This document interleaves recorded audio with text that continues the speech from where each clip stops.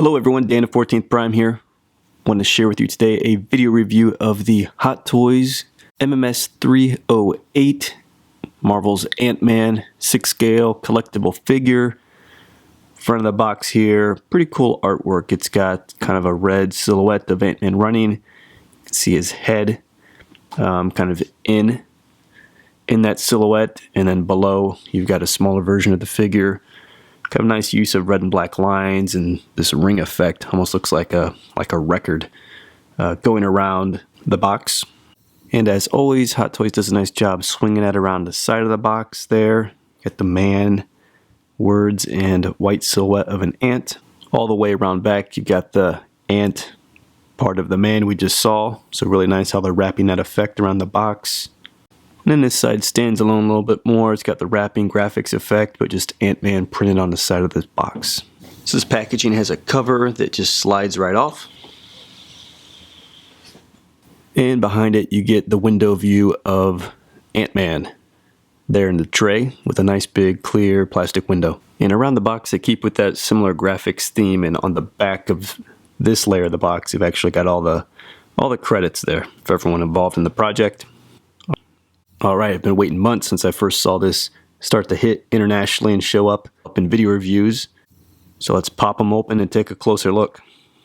So here you have Ant-Man out of the box. Pretty much comes as is. You just put the little visor with magnetic clips up on top of the helmet, and here he is.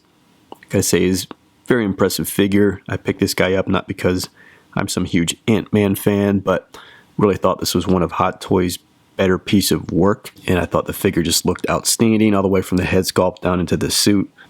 And I think you'll start to get a feel for that if you haven't already from the details I'll show in this video. Here's a shot of him from the side, and you can see some of those fine details like the wires coming off the back and into the helmet. View of the back of the suit here, and I will say one thing I'm really still excited for and waiting for is for them to announce Yellow Jacket.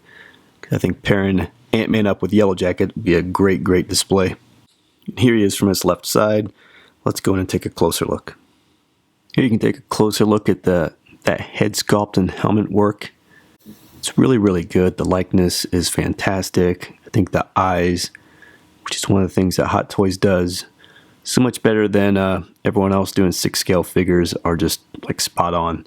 The eyes make them look alive almost. So really great head sculpt work there, especially considering they put that face in there, wrapped it around a helmet. So very well done.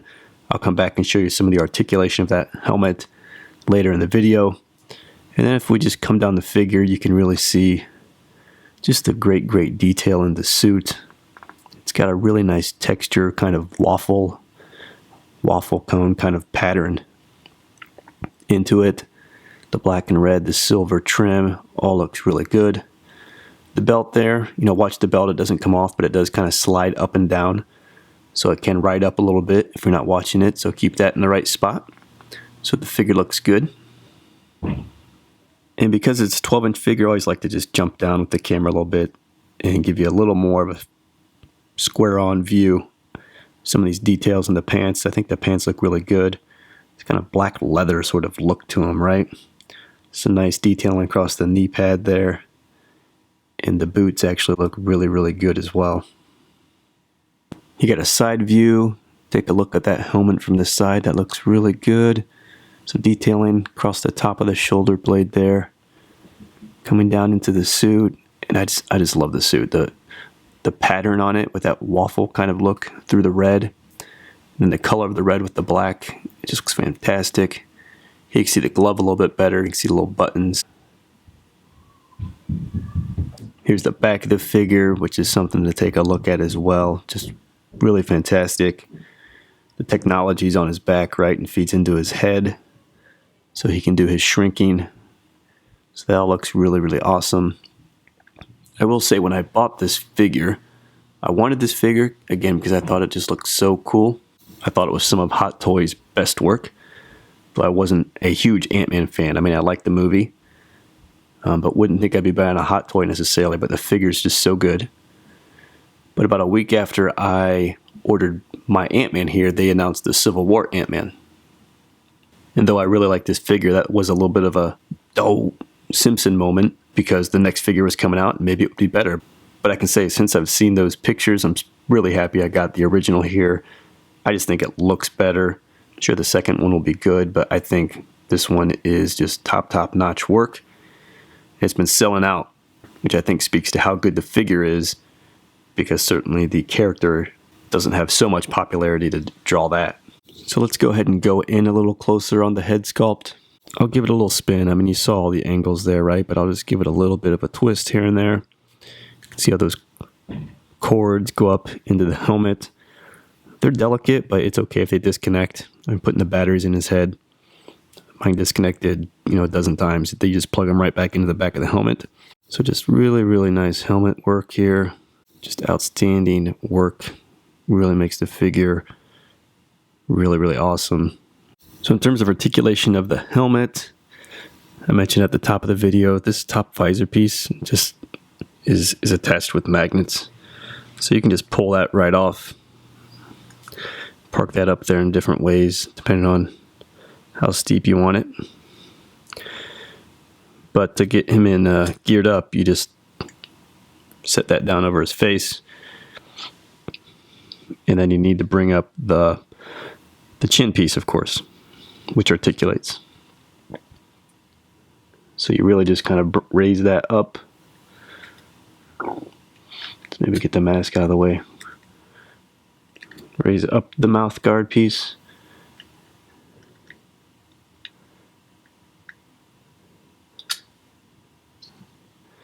And there he is. And it's really cool. You can see his eyes through there. Really nice effect. And the assembled helmet just looks super sweet. Loving that. So the helmet does have a light up feature, like I mentioned. So if you just pull the mask off here, let's set that aside. And then to get the switch, you got to take the top of the helmet off, which I don't love. It's been giving me a little bit of problems in terms of getting it on nice and flush again. So I hate to have to go up here and pop it off one more time. But that's what we have to do. And the switch is right up there on top of his head. So when we flip that switch, that red light right there on his forehead lights up, and that's going to illuminate the face. And then you get some from the side as well. So let's get them put back together here, and we'll play with the lights to make this more noticeable. So you'll notice when we put the mask on, the light's obviously going to go kind of into the forehead piece, which is shiny underneath. So it's really just kind of giving you some light reflection going on in the mask. And that's what's starting to glow out of the front. So this lighting effect, because it's such a glow, is just really hard to show on camera. I mean, even right now, it's really difficult to see. And it is very subtle in any kind of light. Like here, I've got enough light to film. But when I do take it into a dark room, it's better with your eyes, where you see the figure in a bit of a dark shadow casting, and you can see the eyes lighting up better. So you really need to see it in person, because it just can't seem to do it justice on tape. Going with even less light, from here you can see the glow through the side of the helmet a little bit better, and kind of in the eyes. But then straight on it really goes dark. So it's just a really subtle glow. It does look pretty cool in person, but you probably definitely use a little bit more light effect in there to make this pop better. So let's check out some of the accessories that come with Antman. He comes with lots of hands. So in addition to these hands, a sort of open, relaxed hand that comes on the figure, you get 6 other hands. So 8 hands in total. He comes with a pair of these, which are just basically your closed fist, kind of fighting hands. So he has a left and right of these fists. He also comes with a left and right of these hands,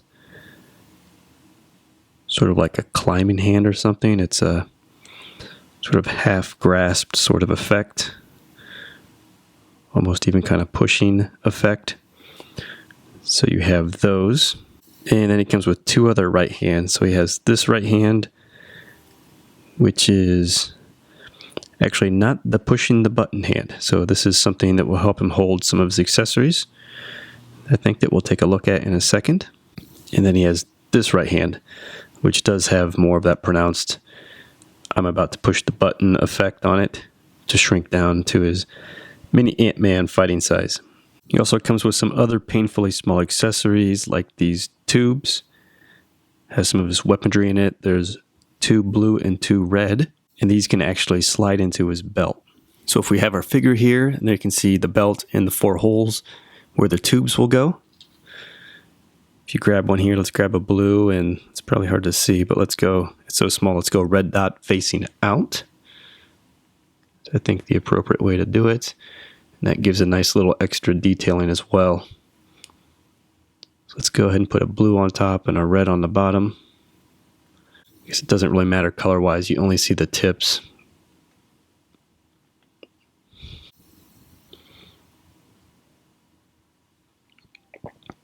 And there it is.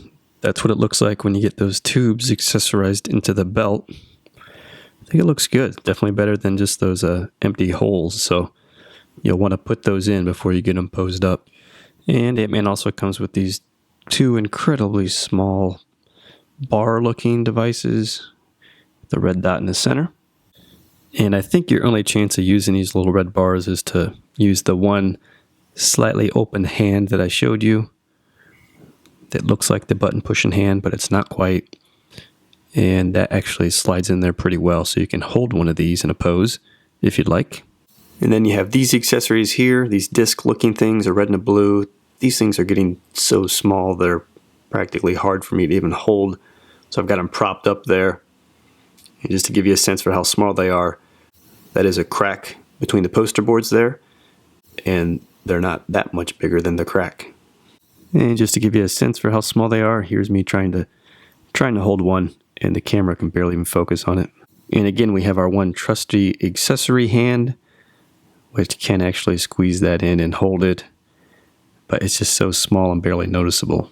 I mean, I don't think it's very impactful in a pose, but if you're passionate about all the little gimmicks he has, you know, you're getting some of them at least. And then finally, you get a little Ant-Man. So there is this little stand, which sort of looks like a penny with a couple of feet hole in it, and then you get your little Ant-Man whose feet can plug right down into there. And there he is. And let's also not forget the stand. You get a pretty basic marble Ant-Man stand. Kind of a typical stand you'd get in terms of size and shape. There says Ant-Man Scott Lang on the plaque. And of course you get the support device, which you just plug into the top there for posing support. So let me just quickly cover some of the articulation points or watch-outs with the figure. In terms of his head, the directions do give a little bit of a heads up to just watch the articulation. If you go too far like this, you're going to pull the cord out of the back, which is not a big deal, other than you can't really get it that far around to plug back in. So you'll lose some of that effect. So that's just a little bit of a watch out. You get good down movement with the head, and up doesn't work too well. The torso is probably the most restricted area because of the suit. You don't get any ab crunch because of this material through here, and you get hardly any waist twist. Certainly nothing you can really hold. So that's probably the biggest limitation in the articulation from my perspective, is the whole torso area is relatively fixed. And then just quickly on the limbs, I mean, the articulation can be good. You know, the elbow's fine, the wrist twists and all that.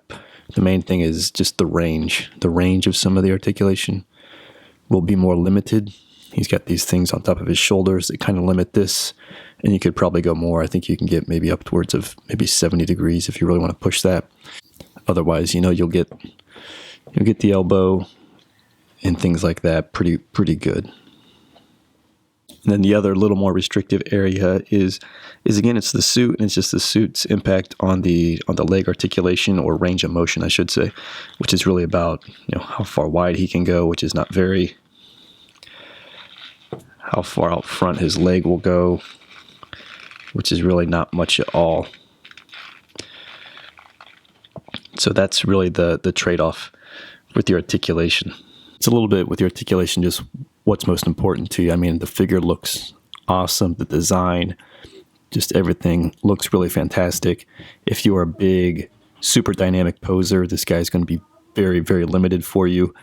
If you like to have your hot toys, more like me, just on display and posed in something interesting with some good context, but not taking up a huge amount of space with some wild dynamic pose, then it still works for that. And for me, that's why I still love the figure, because Hot Toys, if you're listening, we need Yellow Jacket this year. I think putting these two together, it just looks so awesome on display. So there you have it, guys. Hot Toys Ant-Man, the original figure. Very happy with this figure. I think it looks amazing. It's got to be one of my favorite looking Hot Toys. Very glad I picked it up.